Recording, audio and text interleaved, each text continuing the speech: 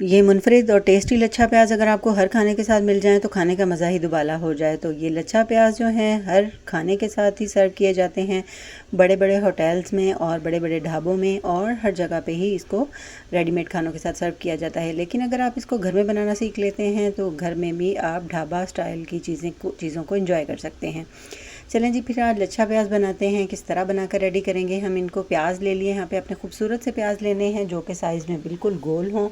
और चलें जी, फिर प्याज को छील लिया है, इनका छिलका वगैरह रिमूव कर लिया है, अच्छी तरह से इसको वॉश कर लिया है, ड्राई कर लिया है, और इनकी हम कटिंग करेंगे। कटिंग को आपने ध्यान से देख लेना है कि प्याज की कटिंग हम किस तरह से करेंगे।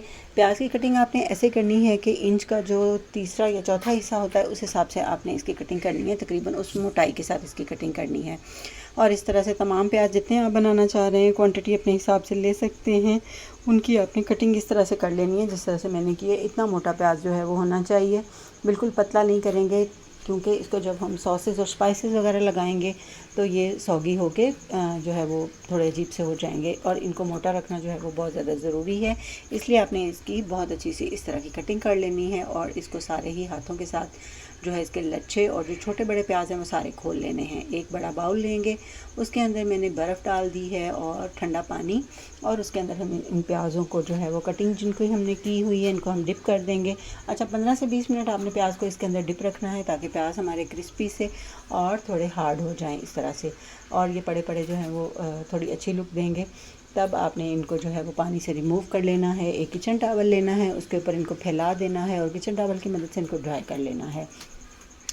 छोटा एक बाउल लेंगे, उसके अंदर हम केचप डालेंगे और उसके अंदर थोड़ा नमक और कुछ और स्पाइसेस डालेंगे, जिसमें मोटी कुटी लाल मिर्च है और थोड़ा सा धनिया हम इसमें डाल देंगे खूबसूरती के लिए, और थोड़ा सा चाट मसाला इसमें मैंने डाला है, और थोड़ा सा आप इसमें ज़ीरा भी डाल सकते हैं, लेकिन अगर आपको पसंद हो थोड़ी सी अजवाइन भी जा सकती है। लेकिन ये सारे स्पाइसेस जो भी आपको पसंद हो उस हिसाब से भी आप अपनी सीजनिंग ऐड कर सकते हैं।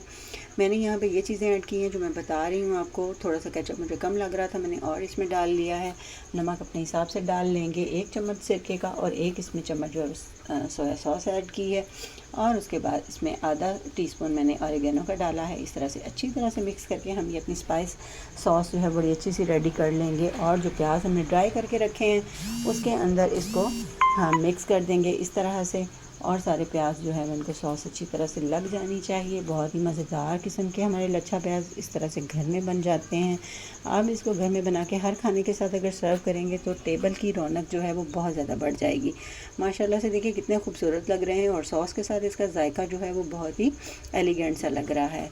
इस तरह से हर खाने के साथ इसको सर्व किया जा सकता है, दाल चावल के साथ, कौरमे के साथ, पराठे के साथ, किसी चीज़ के साथ भी आप इसको खा सकते हैं।